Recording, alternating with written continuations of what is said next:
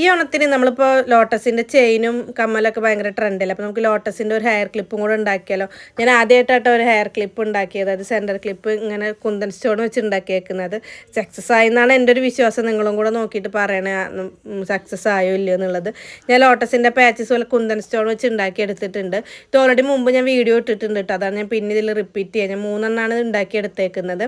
ഇത് ഫുള്ളായിട്ടും ഈ ക്ലിപ്പ് മൊത്തം ഇതുപോലെ ലോട്ടസ് ഒട്ടിച്ചാൽ നല്ല ഭംഗിയുണ്ടാവും. എൻ്റെ അത്രയും കുന്തൻ സ്റ്റോൺ ഉണ്ടായില്ല. അപ്പോൾ ഉള്ളത് വെച്ചിട്ടാണ് ഞാൻ ഉണ്ടാക്കിയെടുത്തേക്കുന്നത്. ബാക്കി ബാലൻസ് വരുന്ന സ്ഥലത്തൊക്കെ ഇതുപോലെ സ്ക്വയർ ഷേപ്പിലുള്ള കുന്തൻ സ്റ്റോൺ പർപ്പിൾ കളറായിട്ട് ഒട്ടിച്ചു കൊടുക്കണത്.